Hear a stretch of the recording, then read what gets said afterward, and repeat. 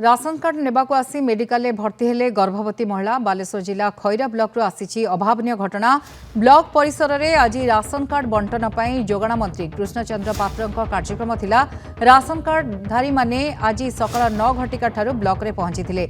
विभागीय मंत्री पहुंचवा विलंब हेबारु गर्भवती महिला प्रसव वेदना होइतिला।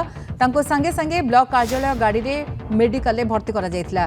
तेबे एठी प्रश्न उठुछि जने गर्भवती महिला को किए डाकिथिले, केउ परिस्थिति रे से एते समय धरी राशन कार्ड पई अपेक्षा करिथिले।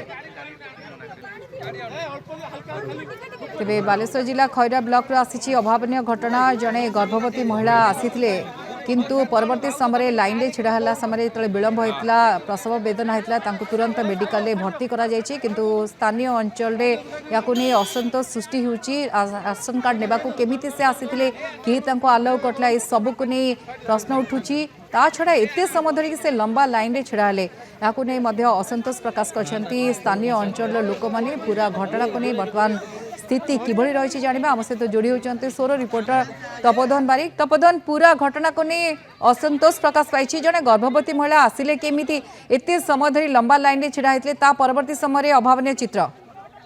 हाँ देखो गायत्री, जदि आम कहीपर आज खैरा ब्लॉक रे एक अभावनीय घटना घटी। आम भी बर्तमान खैरा मेडिकल परिसर भितर अच्छु।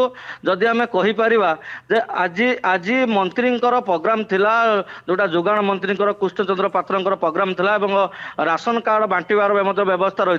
सरकार पक्षर पूरा कड़ाकड़ी भाव कहुई, वृद्ध महिला हूँ कि गर्भवती महिला हूँ कि दिव्यांग महिला हूँ, से पाखक सरकार को योजना घर पाखे पहुंच। किंतु दुखर परितापर विषय ये जो गर्भवती महिला तांकू किए डाकी आज राशन कार्ड नवापाई, एवं सी ब्लॉक सकाळ 9 घटिका ठारू ब्लॉक को आसचंती।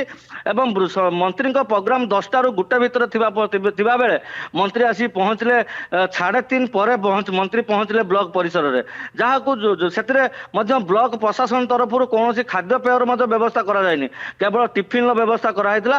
जोटा गर्भवती महिला से टिफिन खाइले, खाइला जिते मंत्री आसवा जस्ट 2 मिनिट भितर पेन हवा आरंभ होता है। संगे संगे से महिला माने ब्लॉक लगी सरकारी गाड़ी को संगे संगे खैरा मेडिकल भर्ती करते।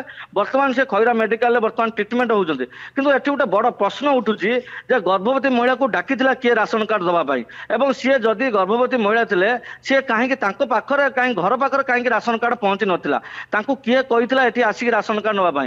एवं सकाळ 9 घटिया समय से आसिले 3:30 पर्यंत अपेक्षा करने कार्य परिचालना करते कौन दृष्टि पड़ ना कि महिला उपरे।